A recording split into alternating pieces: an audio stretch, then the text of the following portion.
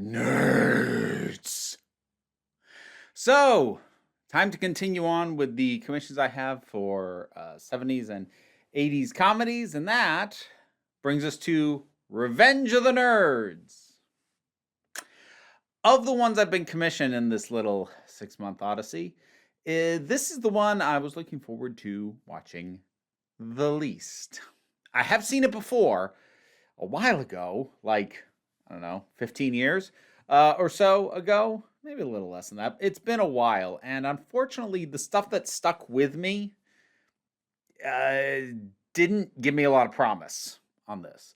Because the stuff that I really remembered was, let's be generous and say, not material that would have aged well. This would include I believe he's Japanese character, speaking in a very distinct English accent. I remembered Lamar, the very flamboyant and limp-wristed gay character, and then, of course, there is the manner in which our supposed heroes treat a fair amount of the women in the cast.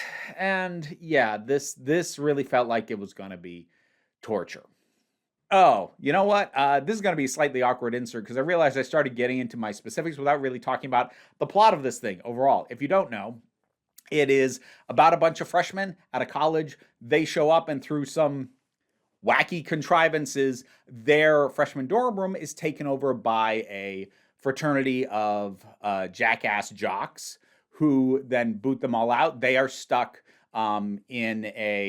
sleeping in the gym unless they can get taken in by a fraternity, because to try and fix this, their freshmen are being allowed to pledge to frats. But there's a whole group of rejects that none of the frats want, and they form their own fraternity, or they try to, and then eventually they succeed in doing that. But of course, it's a college movie, so you have the rivalry between the nerds and the jocks and all of that, and that's basically the movie. It's not plot heavy, but that's the basics, and I didn't even bother explaining that. So now I'm going to insert that in, and now back to your regularly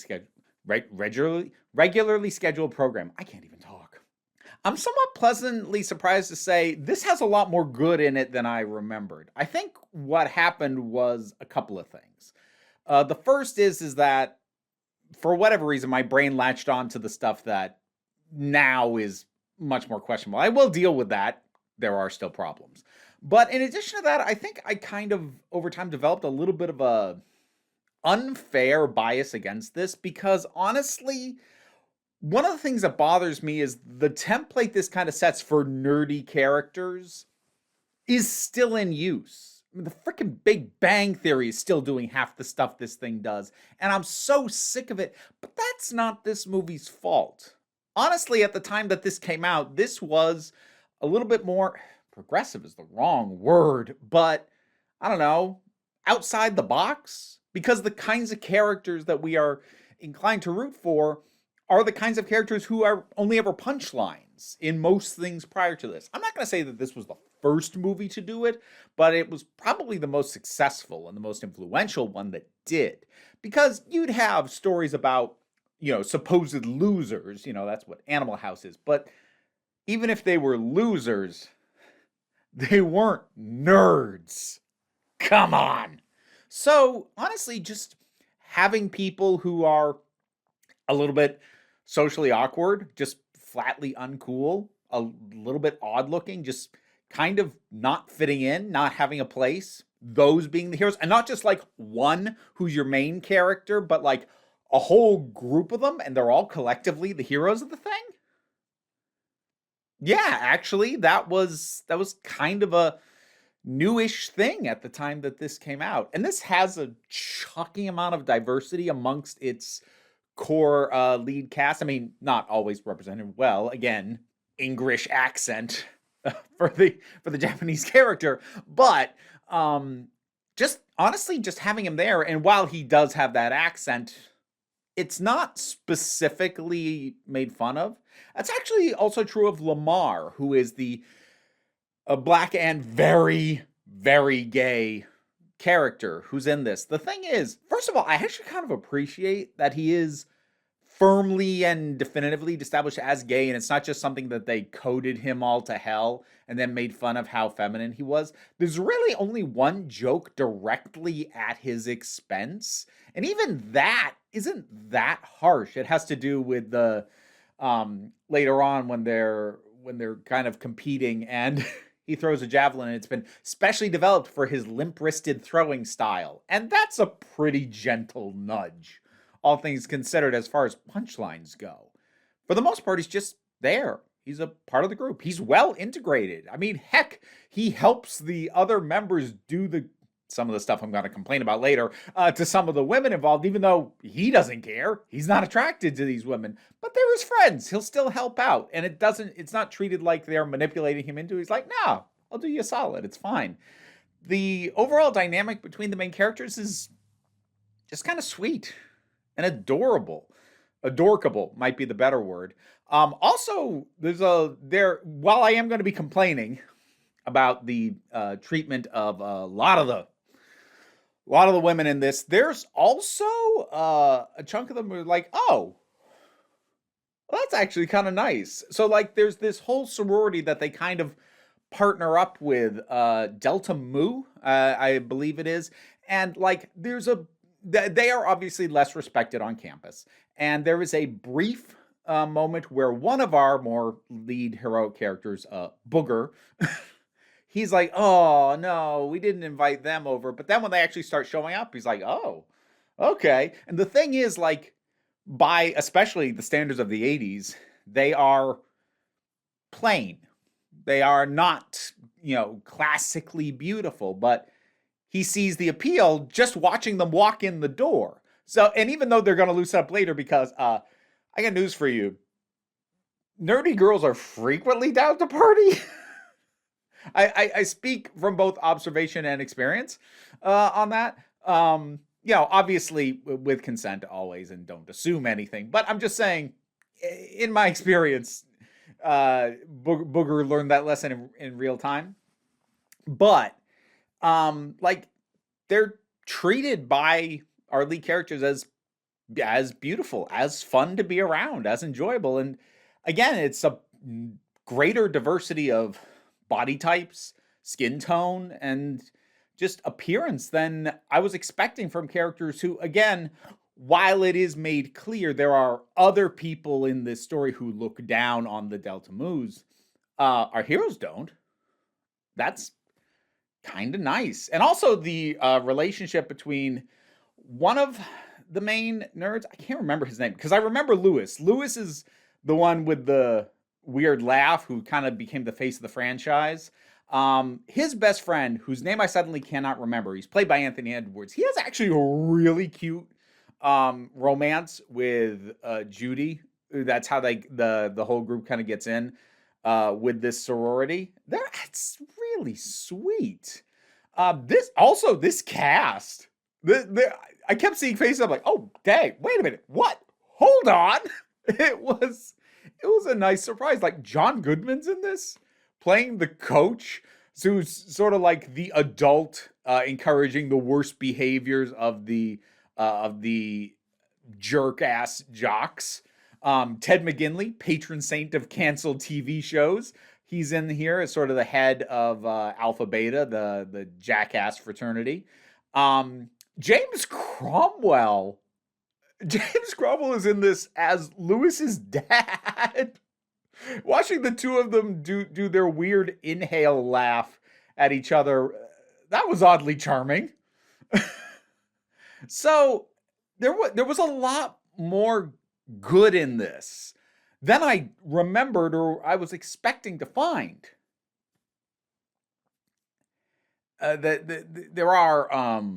There's still problems though. So even though it is not the only thing he does, giving your one prominent Asian character an English accent, still not great. Standard for the time, to be fair. Not great. Kind of similarly with Lamar and the limp-wristedness. Like, it's not great, but it also was standard for the time.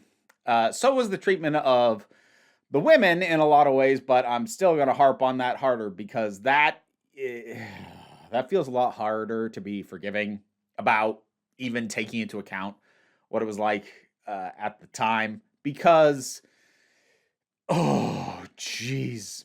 Before we get to that, let me circle back to Lamar real quick. So one of the nice things about Lamar is like he does have some interactions that make it clear that regardless of the fact that he's gay, he does still connect with other characters on the basis of being black. So there's this whole thing where like to become an official fraternity, they need to get accepted by a national organization. So they go for Lambda Lambda Lambda, Tri-Lam, which is historically an all black fraternity, but they get a trial period, and some of the people that the character of UN Jefferson, he's great. He's played by the same actor who played the history teacher in the first Bill and Ted movie. Bernie, oh God, I can't remember his name.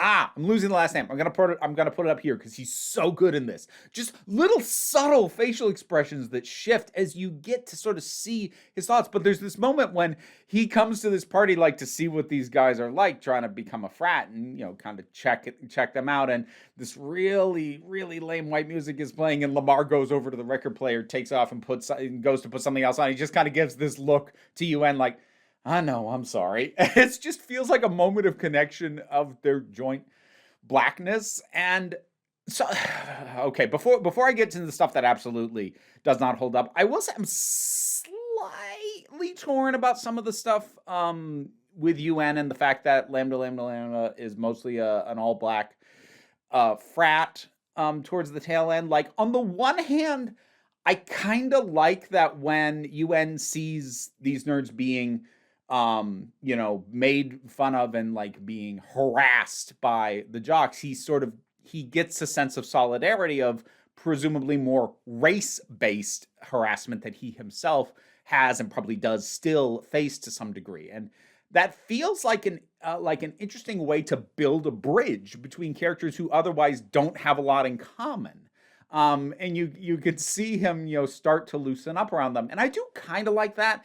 I think the movie pushes it just a tad too far, or at least pushes it in a way that has aged badly. Because towards the very end, there's this sort of little speech given, like, I'm a nerd, and I get picked on because I'm smart and I'm a little different, and like, I bet it's happened to a lot of you too.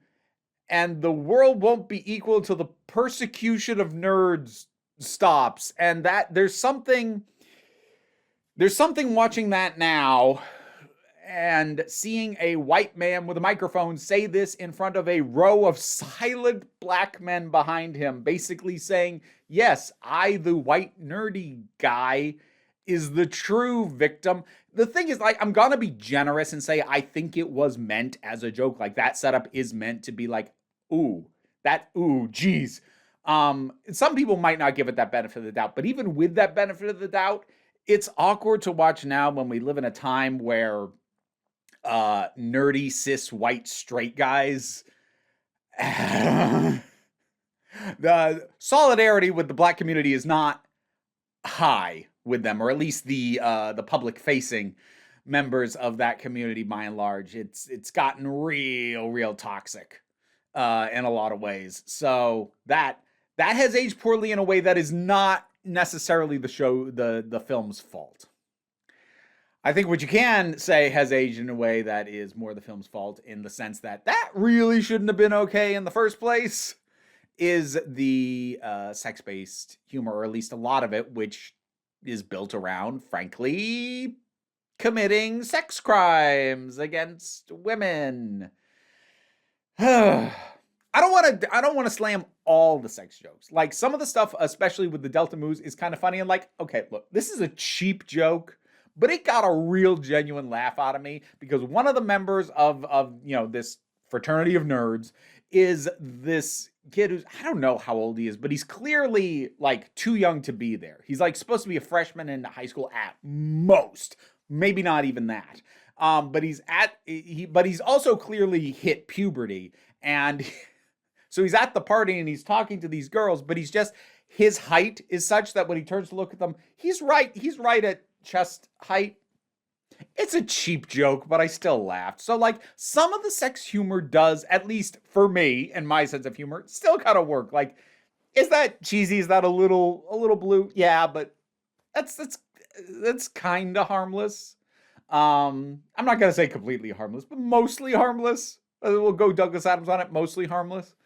But then there's some of the titular revenge because they have to take revenge against the jerk ass jock frat, but also the cheerleading focused sorority that was supporting them. That also humiliated them. And the way that they take revenge against that group is through breaking and entering and being peeping toms and setting up surveillance so that they can watch these women undress and see them in their bedrooms and in the bathroom, and it's gross. It's gross.